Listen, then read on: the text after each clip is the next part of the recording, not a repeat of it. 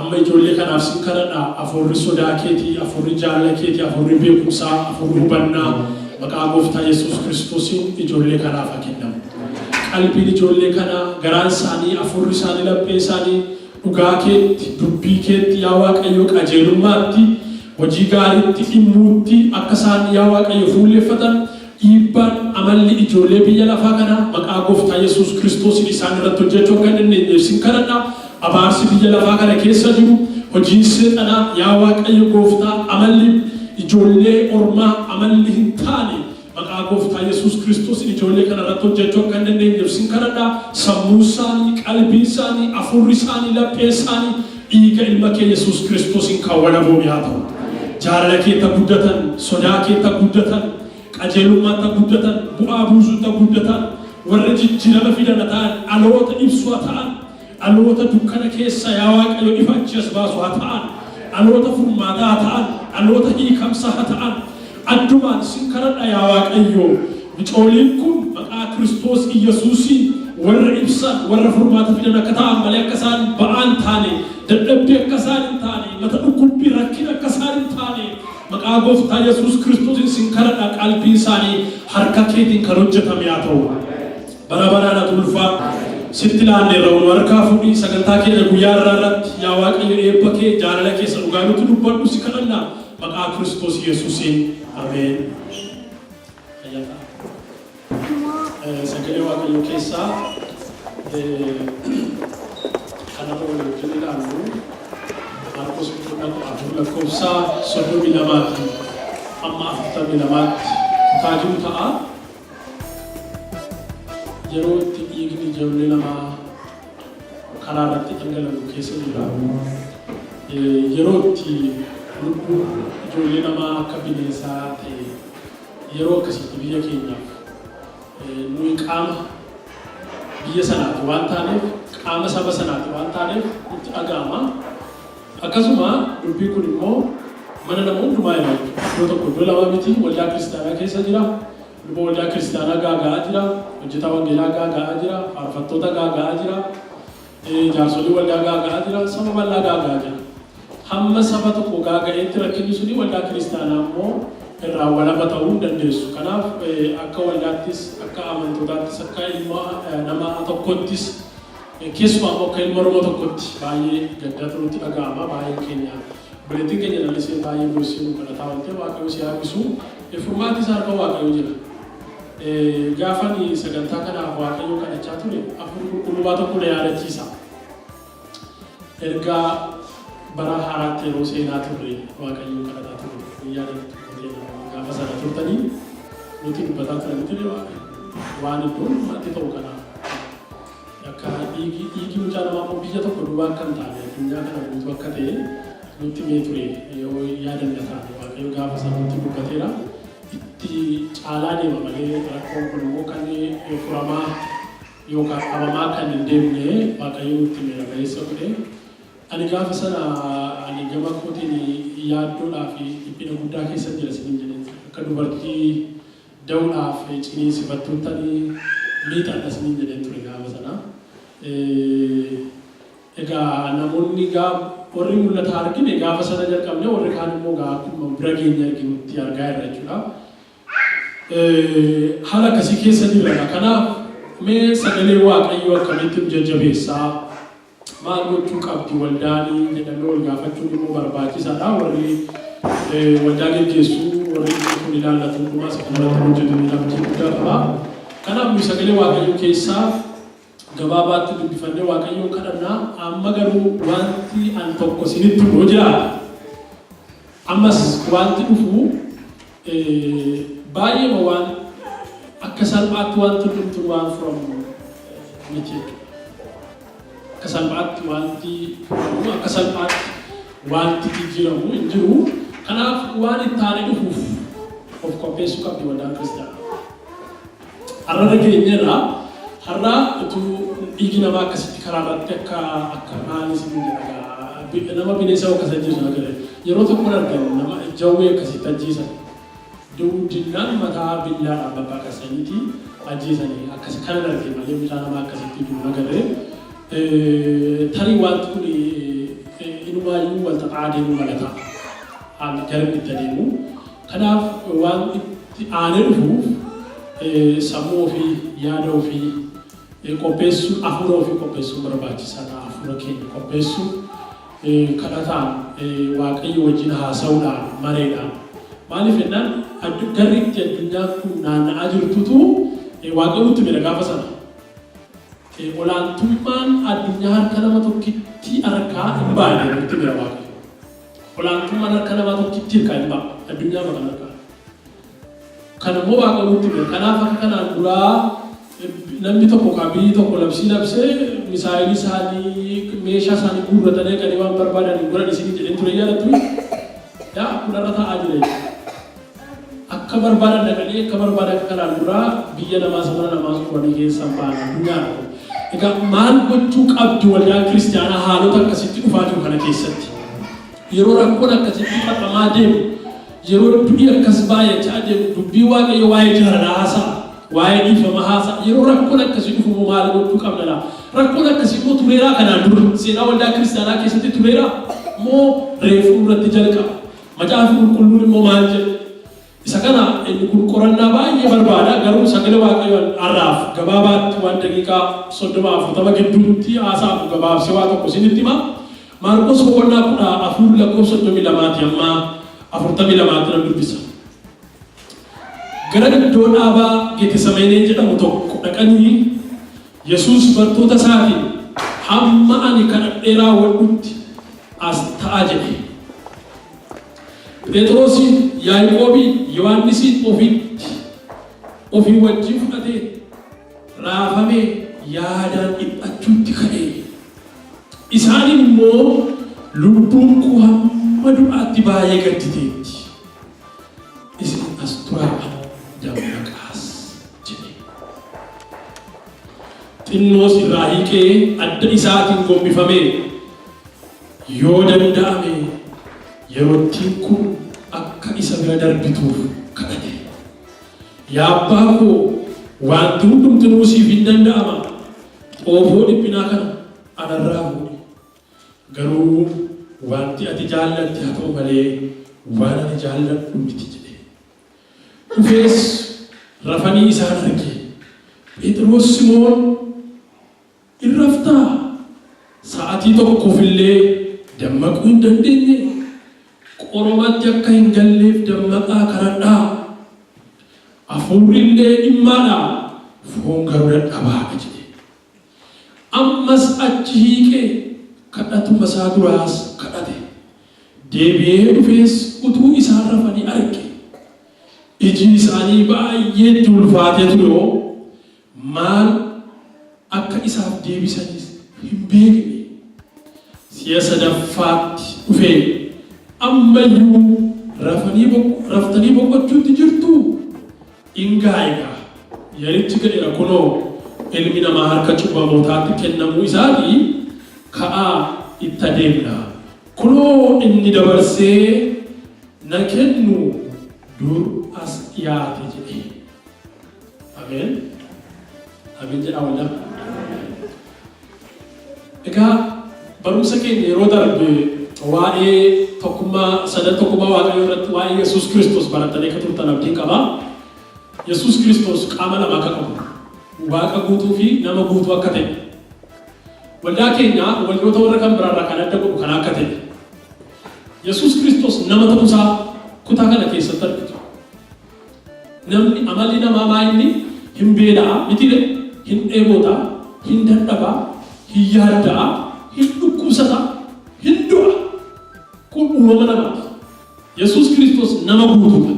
Kan nu jennuuf isa kan waaqa guutuudha kan nu jennuufis ulaagaa baay'ee qaba.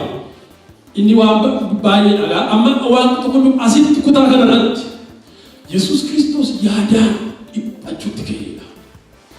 Hin dhiphatee dhiphina keessa galee kana duwwaa miti bartoota isaa ofitti waamee yaadaan dhiphachuutti ka'eedha.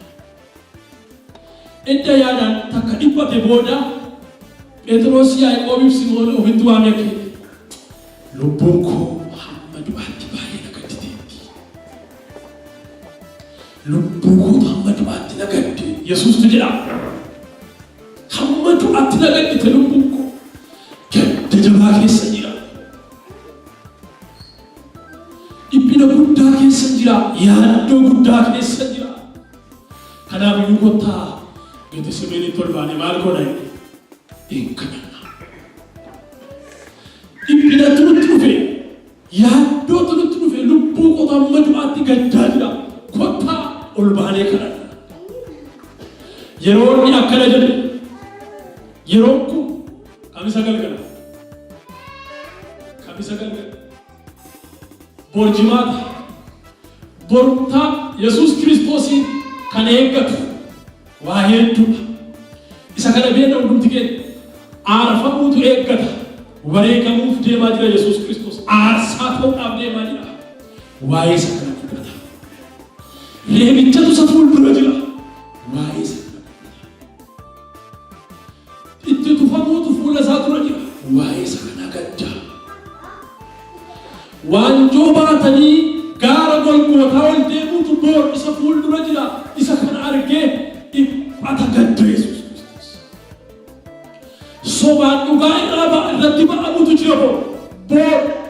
Caafata sobaa irratti caafuu fi murtii jal'aa irratti murteessutu jira. Irratti faradamuuf deemamaa jira. Isa kanaaf garaansa uldura mila. Har'a egaa kamisaa yeroo isaa yeroo baay'ee murteessaa ture Yesuus Kiristoos bartoota isaati. Haalli kun isa fuuldura waan jiruuf kanaan dura waa baay'ee jedhee isaanitti himeera. Waa baay'ee jedhee isaan barsiiseera. Kanaaf har'a yelettiin bor geessetti bor ani isin biraan aarsaa ta'a. Isin biraa kun hundumtuu ta'a. Kanaan dura jedhetti hime galgala kana Yesuus Kiristoos waan bor ta'uudhaaf ofiisaas qopheessaa jira. Bartoota isaas qopheessaa jira. Of qopheessan waan hin taane dhufaa jiruuf. Of qopheessuu jalqaban. Bor tuffatamuun jira. Yesuus Kiristoosiin isaa jaallatan san ati Masiihii ilma Waaqayyooti isatti hin jedhe Phexros bormoo garuu jira. Ani isaan beeku jechuun jira. Kanaaf edena akka isaan of qopheessan. Bor walgaluufaa jira. Bor du'aafaatu jira. Bor tuffatamuufaa jira. Bor salphinatu jira. Bor waanjoo baachuutu jira. Bor fannifamuutu jira. Bor duutu jira. Kanaaf of qopheessaa jira Yesuus Kiristoos. Kana duwwaa miti Yesuus Kiristoos waan inni jedhe of qopheesse. Luqaas boqonnaa 22 lakkoofsa 7 amma 23tti olaantanii akkana jedhe. Egaa bor ani isin biraan deema galgala kana maal godhe dhaqaati walii wajjin maaddii tokko nu qopheessaa walii wajjin maaddii tokkotti nyaanni gargar baana. Galgalli sun irbaati galgala sanaan irbaata isii dhumaati jechuudha. Faasikaa inni nu jedhu isa dhumaati. Yesuus Kiristoos irraa isa dhumaa isaan maaddii tokko irraa sooratan. Isa dhumaa isaan xoofoo tokko irraa walii wajjin dhandhamatan. Isa dhumaati. Kanaaf faasikaadha bor du'atu na fuuldura jira har'a galgala faasikaa walii wajjin qabaannaa. Kanaaf dhaqaati kana godhaa achitti jedhe. Ammayyuu isaaniif Yesuus Kiristoos akka isaan ammayyuu na'anii bututanii sokineef isaan qopheessaa, isaan dammaqsaa, isaan jajjabeessaa jira. Du'a isaa dura egaa Yesuus Kiristoos sobaan dhugaa ba'amu, reebamu, tuffatamu, fannifamu, ajjeefamu kan hundumaa edda argeetii of amansiisee of amansiisee maal jedhe bartoota isaatiin hin kadhannaa gaaratti ba'a. Har'a mata duree sagalee kana irratti kenne bututa yaadaa keessaa ka'anii fuula Waaqaa dhaabachuu mata duree. Dadhabbii hafuuraa keessaa ka'anii fuula Waaqaa dhaabachuu. Yeroo inni gaaratti ol ba'ee kadhachuu jalqabu inni irraa jiiqee yaa abbaa koo yoo jaalala keetii xoofoon kun maal haa ta'u jedhe. Attamitti darbaa ergaminni biyya namaaf ergaminni guddaan osa qaba.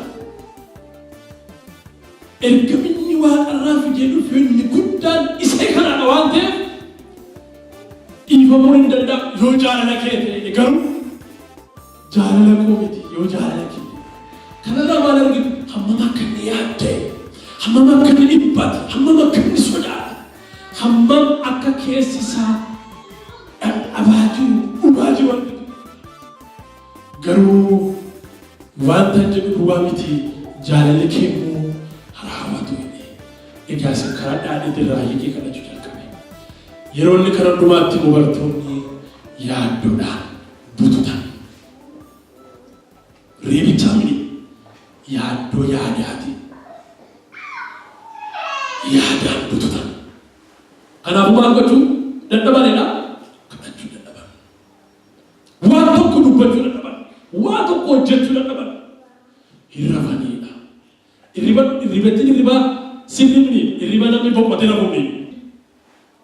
Yeroo sammuu namaa dadhabu, yeroo keessi namaa dadhabu, yeroo hafuurri namaa dadhabu, yeroo keessi namaa dhumee dadhabu waan godhaban namni laafa. Foonni dadhabaa ta'uu isheetti. Raayikee kadhatee ammas itti deebi'e abbaan gammachiisa keedha. Darbannaa eeboo tokko raayikee kadhatee gaafatti deebi'ee dhufu ammayyuu isaan rafaa jiru. Maal taatanii yerichi ga'eera. Dammaqa maal godhaa? Kadhadhaa. Akka nama qinqamadii gingilchuutti isin gingilchuuf. Seexanni qophaa'eera. Amantiin keessan ilaalamuu fi jabaadhaa dammaqaa kadhadhaa. Qorumsatti kan galleef kadhadhaa. Jedhee raayikee ammas inni kadhatuma isaa sanatti deebi'e. Kadhatee gaafa ammas achiis Yesuus Kiristoos deebi'u ammayyuu isaan maal keessa jiru? Ilmaayyuu hirriba duwwaatu hin taane ija isaanii ol fudhatanii wajjin haasa'uu hin dadhabani. Maal taatanii yaa ijoollee koo? Yerichi dhiyaateera. Yerichi dhiyaateera. Ittoo fi kennaa dadhabbii kana dammaqaa. Ammas maal godhaa?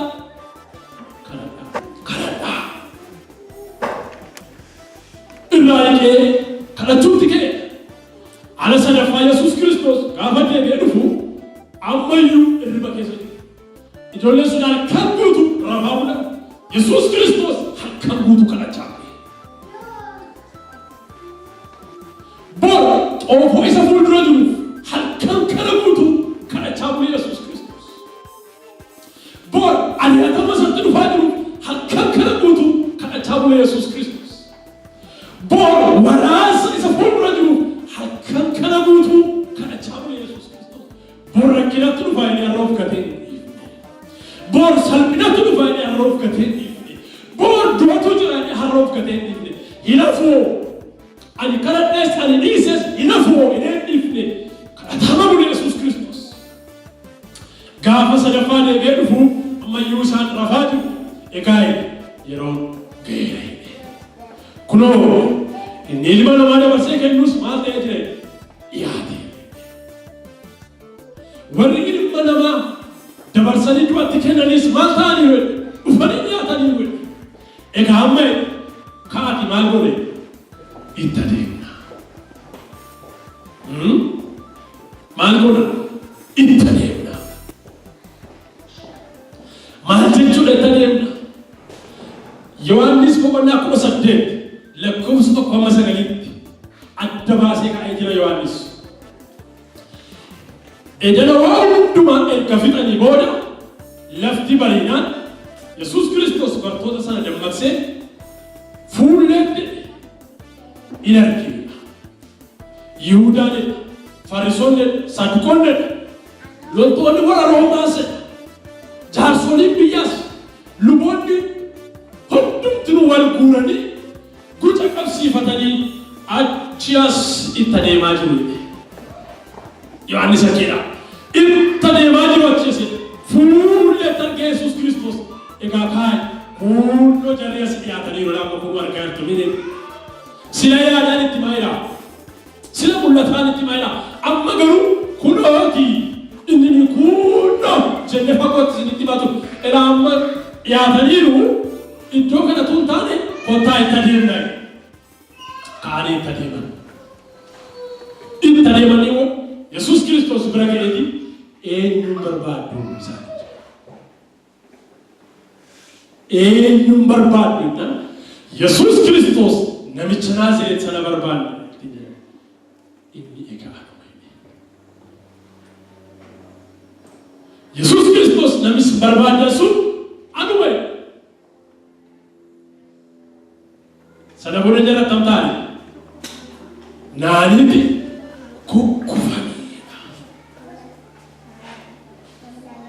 Yesus Kristos inno ana jechuusa of kennuusa agarsiisa. Yesus aarsaa sana qophii jiru hundumaa xumurachuusa agarsiisa. Yesus Kristos xoofoo jirtu sana keessa dhuguudhaaf qophii isaa hundumaa xumurateera waan ta'eef Yesus Kristos qophii isaa of kennuusa kana duwwaa miti. Ejja kana jedhe booda warra kanatti immoo hin bu'inaa. Yesus Kristos namni isin barbaadannana ijoollee kanatti immoo hin bu'inaa. Kaayyoon Yesus Kristos ofii du'ee ijoollee namaa du'a oolchuudha. Ergama Yesus Kristos ofii isaatti aarsaa ta'ee mucaa namaa jiraachisuudha. Abaarsa keenya maal godhee ofirratti fudhateera. Cubbuu namootaa hundumaa ofirratti fudhateera. Ana kunoona ittiin bu'inaa isaa kana inoolchi yeroo lakkee jarri kukkufaneedha. Kukkufuun jara sana humna dhugaan qabu. Humna dhugaan qabu. Kan meeshaa waraanaa baatu isaanii. Kan waraanni isaan wajjin hiriiree jiru isaan. Kan billaa harkatti baatu isaan. Kan waan itti Yesuusin fannisan waanjoo baatee deemu isaan. Garuu kan deebi'ee kukkufu isaan. Meeshaa isaanii maaliif isaan qabu dhabe gaafas? Waraanni Roomaa hedduu maaliif fuula Yesuus duratti kufan? Dhugaa waan hin qabneef. Hojiin isaan irra jiran hojii dhugaa waan hin ta'iniif. Karaan isaan irra jiran karaa dhugaa waan hin ta'iniif. Karaa nama milkeessu waan hin ta'iniif. Yesuus Kristos ofiisa dabarsee kennee dhugaadhaan aarsaa ta'uudhaaf dura dhaabate. Anaan barbaaduuf yoo ta'e warra kanatti bu'inaa kufuudhuma miti jarri sun of booda si deebi'anidha. Of booda deddeebi'an ilarcaan garuu Yesuus Kiristoosin ajjeesuun dirqama isaanii waan ta'eef deebi'anii Yesuus Kiristoosin ajjeesan. Waraanni gaafa sana Yesuus Kiristoosin ajjeesuuf qabuudhaaf dhufe kutaa tokko kumaatamaan lakkaa'amanaa beeka. Waraanni kutaan tokko kumaatamaan lakkaa'ama malee waraana sadii afur miti. Hoomaa waraanaati. Achicha tokko jala jiru. Kanaaf immoo jaarsoliin biyyaa isaan duukaa jiru. Luboonni isaan duukaa jiru. Maaliif jaarsoliin biyyaa of duukaa fidanii dhufan? Nama haqa qabu of fakkeessuudhaaf. Maaliif luboota of duukaa fidanii dhufan? Hojii isaan irra jiran hojii qulqulluu fakkeessuudhaaf. Hojiin isaan irra jiran garuu hojii jal'inaati. Hojii nama ajjeesuuti.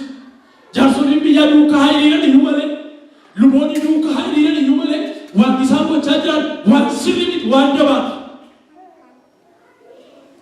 Namni gaafa sanaa jara sanaaf Yesuus Kristos achitti argee gidduu dhaabateetu waa murteessedhani.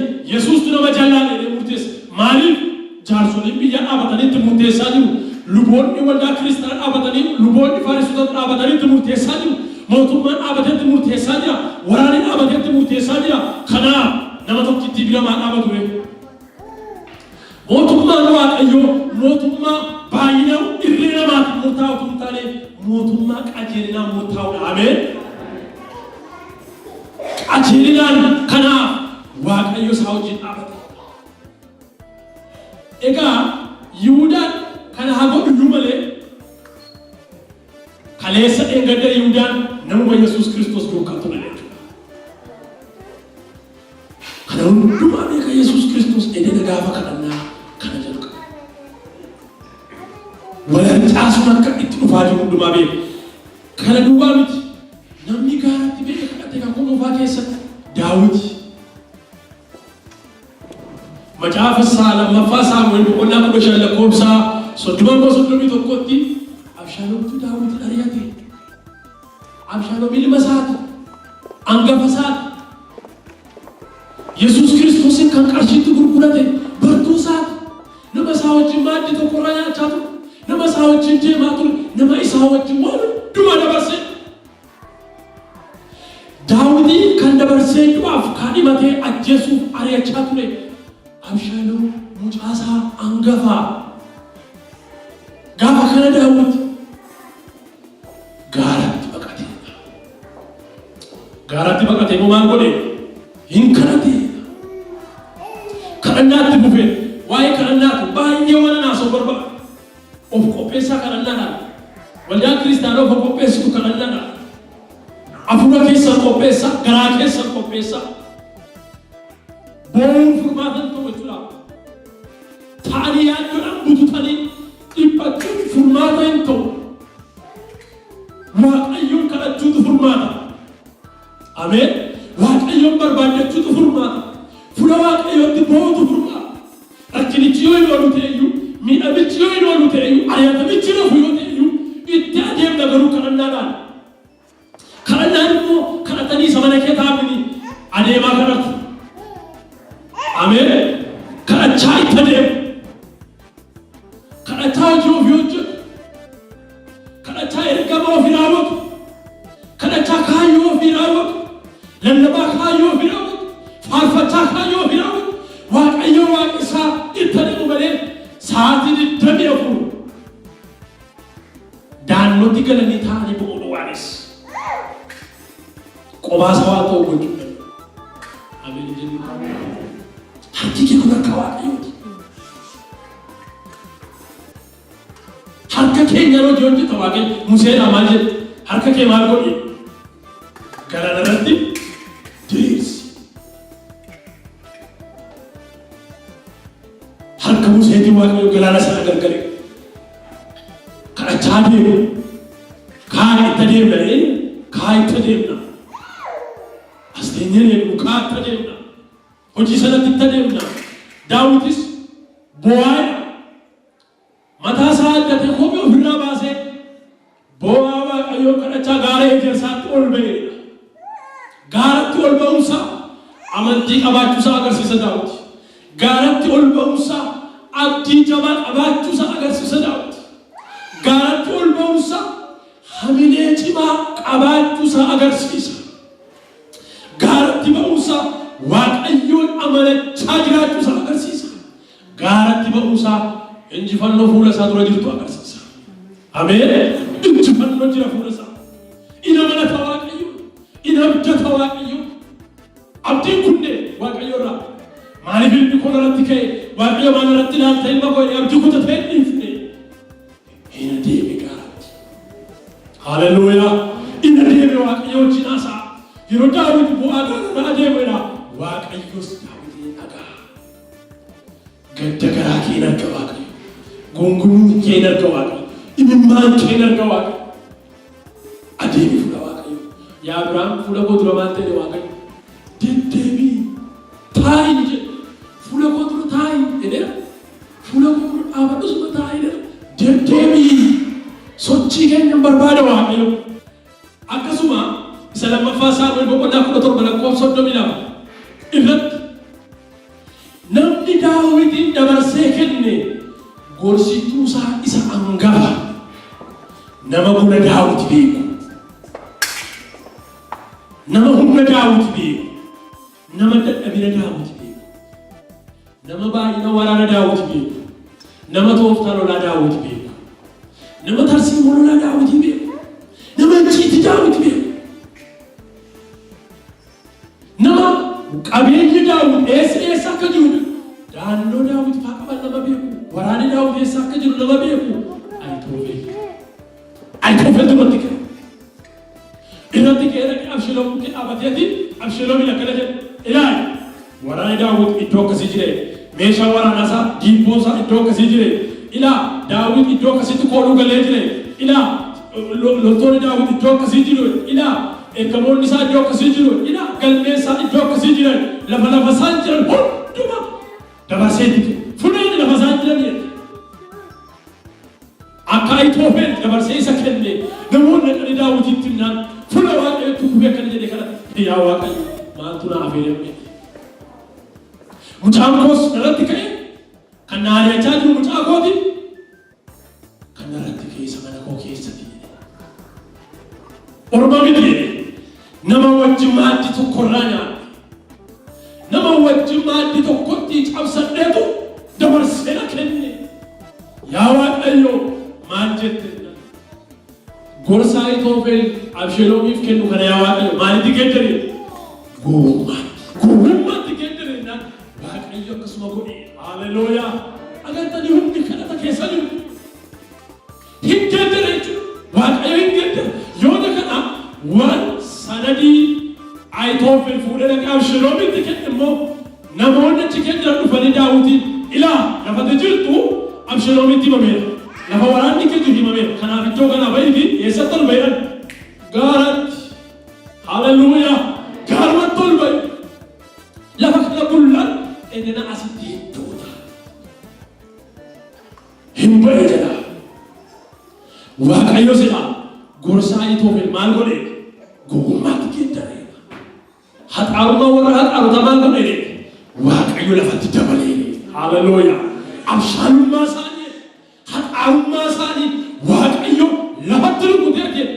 Wallaalota kana nu fu'ate Waaqayyo. Dadhaboota kana fu'ate Waaqayyo. Kadhannaan daandii namaaf Waaqayyo walii wajjin mari'atanii kadhannaan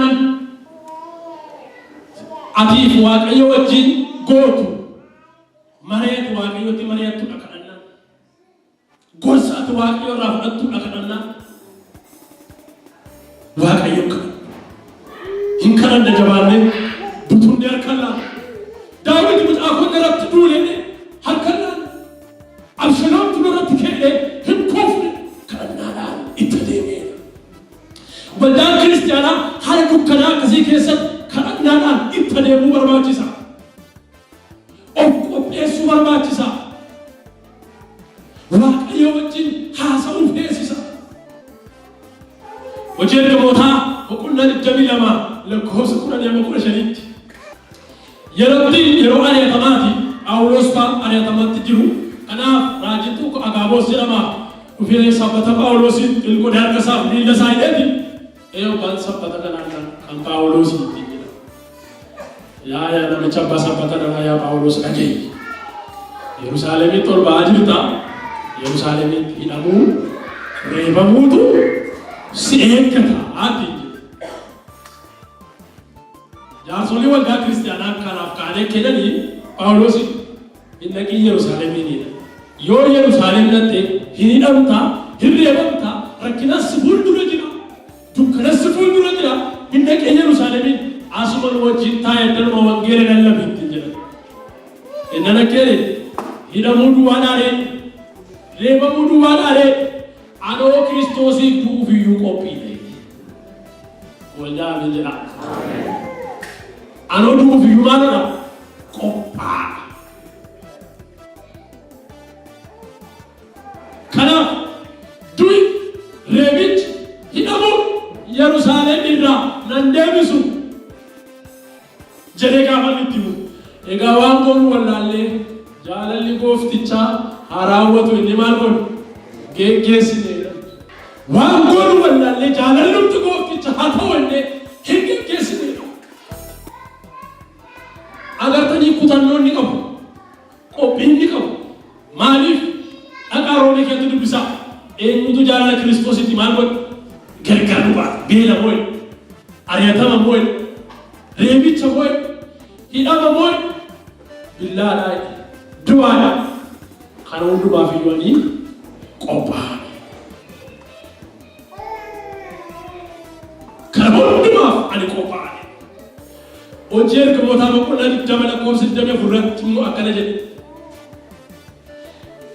ergaa koo hojii koo raawwachuu waan barbaadan biyya lafaa kana irratti ergaa koo hojii koo duwwaa raawwachuu barbaada. Roomee keessatti immoo ani wangeelatti maaliif ta'u hin leeyyamu isaaf hawwaamne yoo lallabu dhiise anaaf maaloo wayyoo yoo lallabu dhiise kanaaf wangeela Kiristoos lallabu dhiise teellaa taa'uu danda'u ergama koo hojii koo duwwaa raawwachuu barbaada biyya lafaa kanarratti malee ani nyaadhee dhugee uffadhee akka nama qal'ise jiraachuu miti ergama koo raawwachuu barbaada. Phaawulos ergama qaba mul'ata qaba jechaadha. Phaawulos waan itti waamame qaba waan dhalateef qaba kaayyoo dhalateef qaba. Phaawulos illee Yesuus Kiristoos duukaa ture garuu warri Yesuus Kiristoos duukaa ture keessaa Yihuudaan iyyuu dabarsee kenne. Phaawulos garuu lubbuu isaa dabarsee kennuuf ani qophiidhe. Ameen. Ergama koo duwwaa raawwachuu barbaadeeti jireenya koo akka waan gadi anaaf qabu kanaan hin lakkaa'u. Waa'ee ofii kooti, waa'ee jireenya kooti, waa'ee bu'aa mataa kooti, waa'ee badhaadhina kooti, waa'ee ulfina kooti, waa'ee kooti hunduma dhiiseera. Wanta bu'aa naaf qabu maaliif godhiidhe akka kosiittan lakkaa'e. Waan bu'aa naaf qabatu akka kosiitti lakkaa'e Kiristoos dhugaaf. Nama dhugaaf kaayyoo isaaf dhaabatu. Waldaan kiristaanaa ishee jalqabaa sila seenaa waldaa kiristaanaa maal jedhan jiru. Waldaan kiristaanaa isheen jalqabaas ergamoota booda jaarraa lammaffaa keessa xoofama kanatu isaan argite. Isaan kan billaadhaan, isaan kan magaaziidhaan, isaan kan zayitii danfaatti, isaan kan paartii bineensotaatti gataman. Inaarfaman, aarsaa ta'an wareegaman Tunisiyaa keessa, Liibiyaa keessa, Ijipti keessa, Sudaan keessa, Sudaan kaabaaraa keessa aarsaa guddaa baasan abbootii waldaa kiristaanaa. Kanaaf aarsaa sanaan akkana jedhe Turtuuliyaa namni jedhamu beeku namni Turtuuliyaa namni hunduu beeku gaafa dooktirinii waldaa kiristaanaa barsaa ture Turtuuliyaan nama dooktirinii waldaa kiristaanaa wixineekiyaa warra jalqabaati. Akkasuma macaafa qulqulluu kakuu haaraaf kakuu moofaa kana kan gargar baasa. Dur macaafa qulqulluu Luqaas qobaatti gogaatti maramee iddoo tokko jira. Isaayaas qobaatti maramee iddoo tokko jira. Iddoo isaan jiran walitti fuudhee bifa kanaan waraqata irratti akka kanatti kan lafa kaa'e Turtuuliyaa. Namni kun akkana jedhe aarsaa hundaan gaafa isaanitti dhufu akkana jedhe. The blood of the martyr is the seed of the church. Wareegamni har'a waldaan kiristaanaa keessatti nuyi baasaa jirru utubaa waldaa kiristaanaa hidda waldaa kiristaanaa achirra dhaabatti. Wareegamni nuyi har'a baasaa jirru gaaf tokko waldaa kiristaanaa akka hiddaatti qabee akka utubaatti qabee dhaaba. Kanaaf akkasitti itti adeemaa turan jechaadha. Filiphisius boqonnaa sadii lakkoofsa 10 irratti Phaawulos akkana jedha ammas waa'ee qophii isaa dubbatu. Dhiphinaaf du'a isaa irraa hirmaachuun barbaadan. Dhiphinaaf du'a Kiristoos irraa hirmaachuun barbaadan. Xoofoo Yesuus Kiristoos itti dhugeerraa dhuguun barbaadan Yesuus Kiristoos. Dhiphina isaarraa hirmaachuun barbaadan. Du'a isaarraa hirmaachuun barbaadan. Boqonnaa lama Filiphisius lakkoofsa 17 irratti immoo agaammee yeroo itti dhiigni koo isiniif dhangala'u jala keessatti anis kanaaf qophiidhe. Yeroo itti dhiigni koo isiniif amantoota kanaaf dhangala'u keessatti anis kanaaf immoo qophiirra jira jedhe. Kana hundumaa immoo gammachuudhaan fudhadhaa. Kiristoosiif jedhee gammachuudhaan fudhadhaa. Wangeelaaf jedhee gammachuudhaan fudhadhaa. Dhugaadhaaf jedhee gammachuudhaan fudhadhaa. Egaa biyya keenya keessa abboonni waldaa kiristaanaa jiru. Abbaa waldaa kiristaanaa keenya jennee nama dhaaduu guddinaatu isaa fa'a. Interview isaa reediyoo irra wangeelaa wajjin leensaa fi roobsaan godhan akkana jetti leensaa abbaan koo itti qorannaa macaafa qulqulluu mana keenya jiretti. Qorannaa macaafa qulqulluu sana irratti wareegama isa fuula dura jiru beekee dursee of qopheessaa ture nutti maali. Kanaaf qorannaa macaafa qulqulluu sana irratti waa'ee aarfamuu wareegamu abboota waldaa kiristaanaa aarfamuu raajotaa ergamootaati nutti himaa ture. Inni dursee beeka waan ta'eef of qopheessaa ture. Egaa kadhannaadhaan Waaqayyo fuulduratti of qopheessuu barbaachisaa. Yaaddoodhaan bututuun hin barbaachisu. Abdii bututanii taa'uu hin barbaachisu. Wanti nuyi gochuu qabu, wanti isin gochuu qabdan, wanti ani gochuu qabu, Waaqayyoon kadhachuu, kadhachaa adeemu, kadhachaa hojjechuu, kadhachaa barachuu. Hojii keessaniif Waaqayyoon kadhadhaa. Barumsa keessaniif Waaqayyoon kadhadhaa. Tajaajila keessan qofaaf Waaqayyoon kadhatinaa. Biyya keessaniif Waaqayyoon kadhadhaa. Ilmaan keessaniif Waaqayyoon kadhadhaa. Ijoollee keessaniif Waaqayyoon kadhadhaa. Waan borittaanuuf of qopheessaa waldaa. Waan borittaanuuf of qopheessaa. Dhaloonni kun of qopheessuu kadhannaadhaan fuula Waaqayyoo duratti ayyaana Waaqayyootiin of qopheessuu kadhachuu. Maal jedha Waaqayyo? Maal jedha Waaqayyo waa'ee bara keenya? Waa'ee maraajotaa fi ergamoota isa macaafa keetti caafamee jiru duwwaa miti. Waaqayyo waa'ee sararaas hin dubbata. Waaqayyo waa'ee itti dhufuus hin dubbata. Kanaaf kadhachuun barbaachisaa. Kanaaf gaddinuyyuu dhiiga ilmaan namaa karaa irratti akkas dhangala'uuf gaddinuyyuu aaruyyuu garuu Waaqayyo na kadha. Akkasuma waan duraa eegamu agoomu. Mucaa namaa gargaaru, isa beela baasu, isa dheeboota dheebuu baasu, isa rakkate gargaaru. Kun hojii keenya Waaqayyo kanaaf biyya lafaa nuu kaa'e. Maalli ga'een waldaa kiristaanaa hojii biyya lafaa keessa? Waldaan kiristaanaa utubaa nagaati. Ameen. Nagaa buusuudha. Waldaan kiristaanaa gaaddisa nagaati. Imbaasii Waaqayyooti waldaan kiristaanaa. Imbaasii nagaati. Yeroo goolamsi jeequmsi wujibbiri nama kana ka'u nama ilaallatu nagaa buusuudhaaf bishaan shibaadhatti abidda keessatti dhaabattu. Ameen jedha.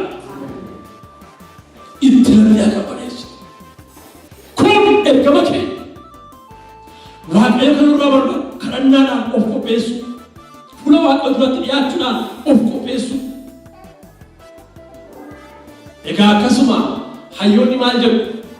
Akkede Abubakir Sabaaloo akkede garbummaan xuriidha. Dhiigaan dhiqatan miiccatanii qullaa'u. Garbummaan xuriidha. Dhiigaan dhiqatanii qullaa'u. Waldaan kiristaanaa dhiiga Yesuus Kiristoos qulqulluu irratti dhaabatte dhugaarratti namoonni wareegamanii. Dhugaadhaaf dhaabachuu, dhugaaf dubbachuu barbaachisaadha. Bara dhumaa keessa jedha sagalee Waaqayyo waldaan kiristaanaa dippiloomaasiidhaan nageenyaan biyya lafaa wajjin walii galteedha. Dhumarratti biyya lafaa keessa cubbuun hin jiru jedhama. Waldaan kiristaanaas bara dhumaa keessa cubbuun hin jiru jettee walii galti. Cubbuun hin jiru jettee walii galti. Har'a waldoota tokko keessa hin jiru waan akkasii. Cubbuun hin jiru kan jedhan warra Awurooppaa keessa. Cubbuun maal?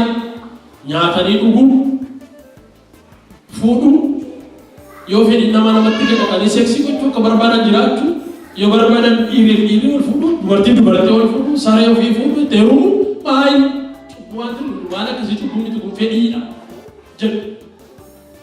Kun egaa bari dhumaa nyaachuu isaa nutti agarsiisa. Bara dhumaa keessa cubbuu bila namni biyya lafaa wajjin walii galee Waaqayyo wajjin uumaan ta'a. Wallabeera. Kanaaf nagaadhaan dippiloomaasiidhaan nagaadhaan jiraachuudhaaf jecha walii galti. Kanaaf jal'ina hin keessummeessite. Cubbuu hin keessummeessite. Egaa Waaqayyo Waaqa dhugaati, Waaqayyo Waaqa dhaga'uudha. Galgalli kun hin darbaa jira. Dukkanni kun hin darbaa jira. Goolumsi kun hin darbaa jira. Waaqayyo walwaldaa isaa wajjin hafee jira. Ijoollee isaa wajjin hafee jira. Warra dhugaaf dhaabatanii wajjin hafee jira. Kanaaf akkanan irra deddeebiinee akkanan inni dhufina kadhata keessa, inni dhufina boo'icha keessa, inni dhufina Waaqayyotti gurguruu keessa yoo yeroo dhabdan illee garaa keessaniin hafuura keessanii Waaqayyo wajjin haasa. Hafuura keessan garuu eeggadhaa waan hundumaa caala. Nama hafuura isaa fayyaa wajjin haasaa Waaqayyo. Hafuura keessan immoo eeggadhaa. Keessan immoo eeggadhaa. Nagaa keessan immoo eeggadhaa. Jireenya fuula keessan immoo eeggadhaa. Garuu Waaqayyoon akkanan. Ameen. Haasoo Waaqayyo. Kan dhaabannee Waaqayyo. Yaa Waaqayyo biyya keenya gaa mootummaa jabaa jedhanii biyya lafaatti beekame gaafa yeroon isaa ga'u yaa Gooftaa ati numa kaafte ati guddaadha galanni siif haa ta'u. Isa booddees ka'ee kan of mul'ise yaa Waaqayyo hin jiru kan jedhe waan hundinuu anarra jira kan jedhe waldaa kiristaanaa irratti kan ka'e saba kee irratti kan ka'e dhiiga yaa Gooftaa dargaggootaa kan dhangalaase yaa Waaqayyo akka milluu ijaatti akka inni hin jirre goote seenaa isaa balleessifte abeet akkam guddaa ati galanni siif haa ta'u. Nuyi kana hundumaa jalqabnee argina jireenya keenya keessatti raawwatte yaa Gooftaa ammas guddaadha maqaan kee haa ulfaatu. Akkuma amma sagalee kee dhageenye barri isaa bara hamaadha yaa Gooftaa bara ulfaataadha yaa Waaqayyo. Barri isaa yaa Waaqayyo bara qal'oo jedhanii jalaalan miti ati garuu kana sin dabarsitaa galanni siif haa ta'u. Abdiinsi akka jira yaa Waaqayyo. Abdiinsi akka jira. Hiikamni si bira jira yaa Waaqayyo. Dhoksaan kun nuun galu yaa Gooftaa barri isaa qulqulleera nurratti dheerateera. Nuutiyyuu wallaalchiseera ati garuu beekta siin dinqisiisu maqaan yaa ulfaatu. Kanaaf yaa Waaqayyo deebii si biraa eegganna yaa Waaqayyo Gooftaa. Si kadhanna yaa Waaqayyo jaalala kee nuuf haa ta'u yaa Gooftaa dhangala'uun dhiigaa kun haa dhaabatu yaa Waaqayyo. Amma yeroo kanallee yeroo nuyi si kadhachaa jirru dhiiga dhangalaasuuf kan ariifatu yaadaan malaa kan jiru miillaan kan fiigaa jiru meeshaadhaan kan hojjechaa jiru maqaa Yesuus Kiristoosiin iddoo jirutti yaadni isaa haa fufu. Yaada isaanii akkuma amma dhageenya yaada gowwootaa godhi.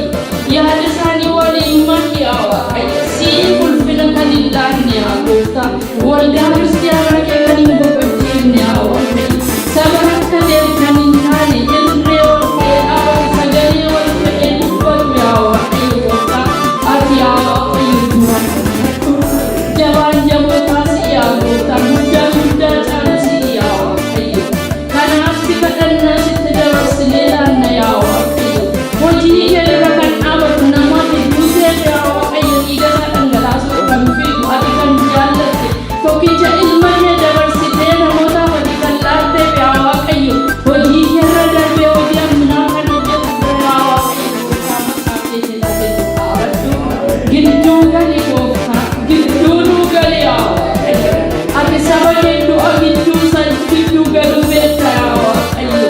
Ijoollee kee bara Israa'el ijoollee Israa'el yaa Gooftaa galaana diigaa diimaaf yaa Waaqayyo. Yaa Gooftaa loltoota Gibxi gidduu situ galee dhaabatanii Gooftaa irree kee yaa Waaqayyo kan isaan baase maal dadhabde yaa Waaqayyo. Irree kee Waaqayyo akkuma sana hojjeta akkuma sana cimaadha. Beekumsi si bira yaa Gooftaa akkuma sana ba'a malli si bira jira yaa Waaqayyo.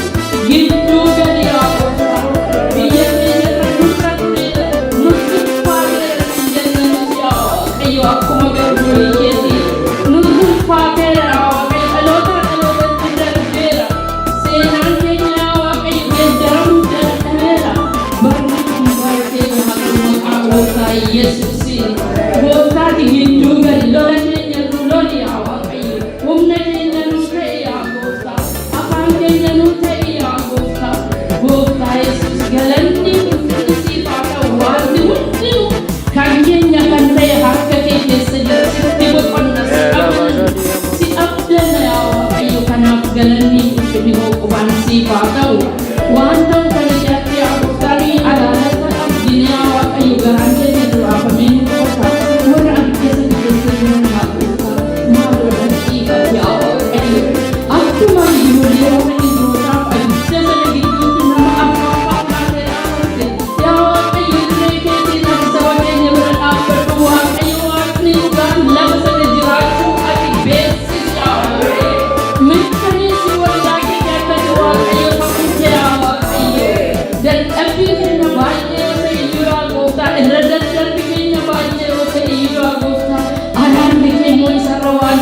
sikananna maqaa gooftaa Yesuus Kiristoosiin waaqa dhugaa waaqa qajeelinaa ta'uu keeti biyya keenya keessatti mirkaneessi mootummaa nagaa diriirsi gooftaa mootummaa boqonnaa diriirsi waaqayyo gooftaa hin dandeessa maal dadhabda waaqayyo adara akkuma caafame jiru barri sun bara hamaadha warra bu'amanii jedhee gabaabsuu dhaabaatee sagaleen kee warra bu'aman baay'ee qabdaa biyya keenya kaa saba keenya kaa isaaniif jedhi tola maqaafeef jedhi yeroo isaan gabaabsuun jaalala kee ulfaa ta'u maqaan kee bara baraan olaa jedhu haa waaqayyo wanti hundinuu yoo ta'uu dhaabaates yoo ta'es ati nuti waaqayyo kana kan geeddaru tokkollee hin jiru yaa gooftaa nu jireenya keenya har'aati jireenya keenya boriiti jireenya keenya bara baraati yaa waaqayyo kanaaf isa har'aaf si abdanna isa borii si abdanna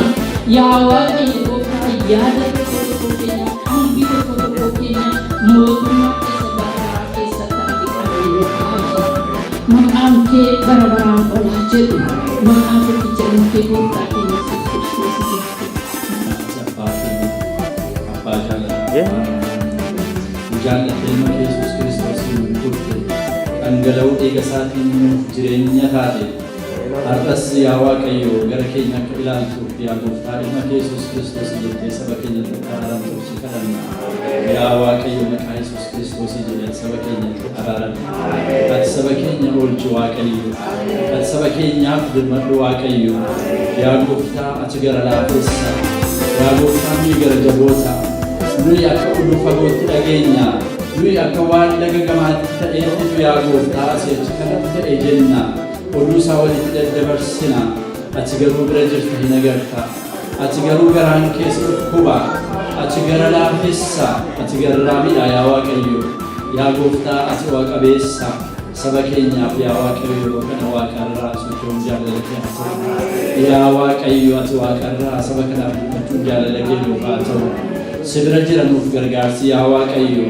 eessayyuu miti gara kamiyyuu ilaaluu hin dandeenyu yaa Waaqayyo abdiin keenya si duwwaadha barri yaa Waaqayyo asiin dhufinnaa gargaarsi asiin dhufinnaa furamu asiin dhufinnaa yaa Waaqayyo barri gaariin jenne jira sun hundinuu hin taane yaa Waaqayyo si duwwaatu wajjin hafe har'as yaa Waaqayyo abdiin keenya si duwwaadha maqaa Yesuus Kiristoos jettee ati saba keenya ilaali maqaa Yesuus jettee saba keenyaaf birmadhu yaa Waaqayyo baratti dagatamne baratti sabi Oromoo dagatame baratti eenyuyyuu isa hin beekne maqaa isaa hin beekne jiraa isaa baranatti hin beekne situ waaqarraa yaa Waaqayyo saba kanatti sagantaa baafatee karaa baafatee yaa Waaqayyo ergaa fayyinaatiin misraachoo wangeela keetiin situ saba kana bira ga'e atoo saba kana yaada kee keessaa qabda atoo saba kana seenaa saba kanaa keessa jirta ifatti baafteetta yaa Waaqayyo har'as immoo saba kanaaf ta'uu jaalala kee haa ta'u yaa Gooftaa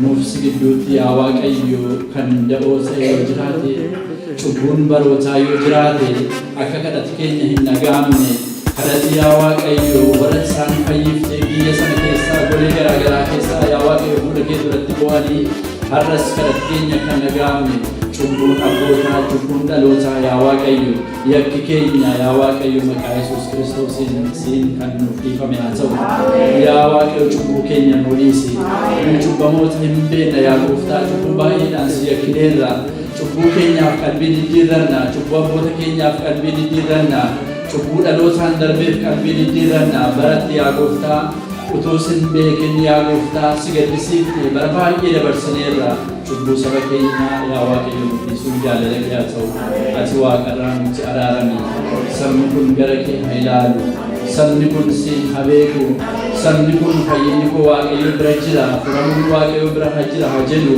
yaa Waaqayyo saba kana gargaari